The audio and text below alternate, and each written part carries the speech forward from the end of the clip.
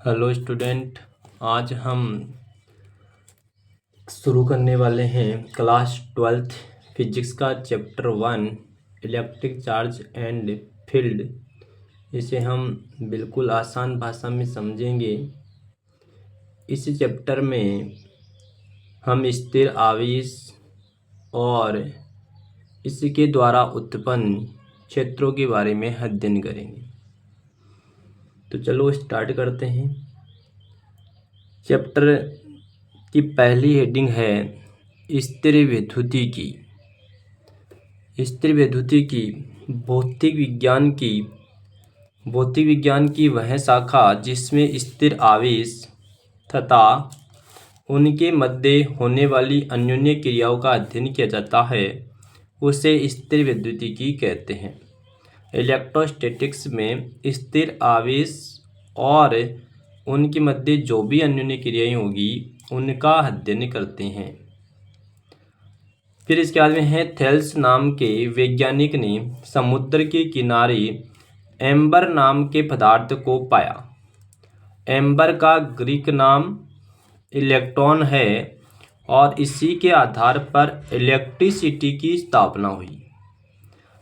Amber को जब रेशेदार पदार्थ ऊन से रगड़ा जाता है तो वह हल्की वस्तु जैसे कागज के टुकड़े, धूल के कण इत्यादि को आकर्षित करता है।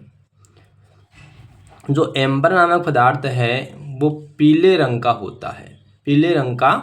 होता है। नेक्स्ट आगे रहेगा विद्युत घर्षण। विद्युत घर्षण क्या होता है? विद्युत घर्षण या घर्षण विद्युत भी कहते हैं इसे। जब किसी वस्तु को दूसरी वस्तु पर रगड़ा जाता है तो एक वस्तु से इलेक्ट्रॉन निकलकर दूसरी वस्तु पर चले जाते हैं, जिससे वस्तु धनावेशित या ऋणावेशित हो जाती है।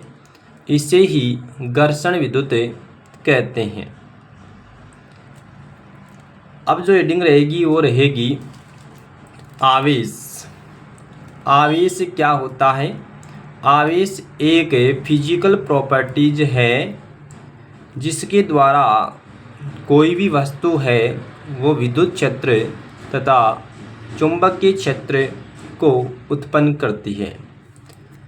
तो आवेश जब किसी वस्तु को दूसरी वस्तु पर रगड़ते हैं तो एक वस्तु से इलेक्ट्रॉन निकलकर दूसरी वस्तु पर चले जाते हैं, जिससे वस्तु में आकर्षण या प्रतिकर्षण का गुण आ जाता है।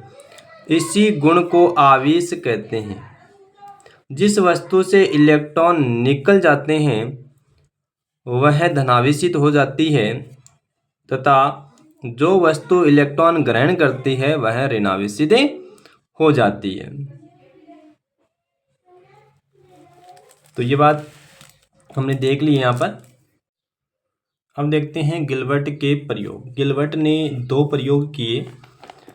पहला प्रयोग है, सर्वप्रथम गिलबर्ट ने कांच की छड़ को सिल्क या रेशम के कपड़े पर रगड़ा तो कांच की छड़ से इलेक्ट्रॉन निकलकर रेशम के कपड़े पर चले गए, जिससे कांच की छड़ धनावेशित तथा रेशम का कपड़ा ऋणावेशित हो जाता है।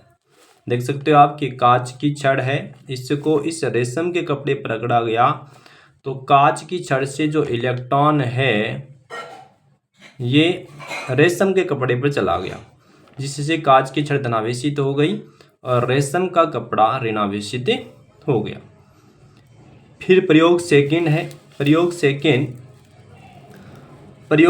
है जब प्लास्टिक की छड़ को बिल्ली की खाल या बिल्ली की समूर पर रगड़ा जाता है तो प्लास्टिक की छड़ में बिल्ली की खाल से या बिल्ली की समूर से इलेक्ट्रॉन निकलकर चले जाते हैं, जिससे प्लास्टिक की छड़ ऋणावेशित तथा बिल्ली की समूर धनावेशित हो जाती है। ये प्लास्टिक की छड़ है और ये बिल्ली की समूर। तो इसको जब इस पर रगड़ते हैं तो इसमें से इलेक्ट्रॉन निकलकर इलेक्ट्रॉन निकलकर प्लास्टिक की छड़ पर आ जाते हैं और जो वस्तु इलेक्ट्रॉन देती है वह धनावेशित हो जाती है और जो इलेक्ट्रॉन ग्रहण करेगी वो ऋणावेशित हो जाएगी। इसके बाद में क्या निष्कर्ष निकलते हैं इसके, तो निष्कर्ष देखते हैं। निष्कर्ष क्या है? निष्कर्ष है, पहला निष्कर्ष क्या किया कि जब घर्षण युक्त यानी रगड़ने के बाद कांच की छड़ों को या प्लास्टिक की छड़ों को पास पास लटकाते हैं तो हम देखते हैं कि उनके निचले सिरे दूर दूर चले जाते हैं। ये दो कांच की छड़ों को पास पास लटकाया तो दोनों के जो निचले सिरे हैं वो दूर दूर जा रहे हैं।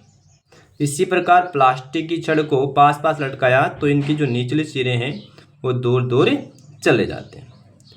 तो एक निष्कर्ष तो ये किया। दूसरा इन्होंने क्या किया, दूसरा अब घर्षण युक्त यानी बता दिया मैंने कि रगड़ने के पश्चात एक कांच की छड़ तथा एक प्लास्टिक की छड़ या एबोनेट की छड़ भी हो सकती है को पास लटकाते हैं तो इनके निचले सिरे पास पास आ जाते हैं यानी कि आकर्षित हो जाते हैं। जैसे कि यहाँ पर कांच की छड़ और ये प्लास्टिक की छड़ दोनों को पास पास लटकाते हैं तो इनके निचले सिरे हैं वो और अधिक पास से आ जाते हैं। इससे क्या निष्कर्ष निकलता है? इससे ये निष्कर्ष निकलता है कि स्पष्ट है कि समान आवेशों के मध्य प्रतिकर्षण तथा विपरीत आवेशों के मध्य आकर्षण होता है। तो आज के लिए इतना।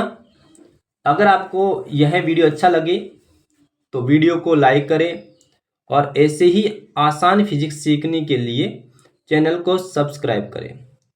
अगले वीडियो में हम आवेशन और आवेशन की विधियों को पढ़ेंगे और उसके बाद में इनके ऑब्जेक्टिव क्वेश्चन जो एग्जाम के अकॉर्डिंग हो सकते हैं उनको हम देखेंगे।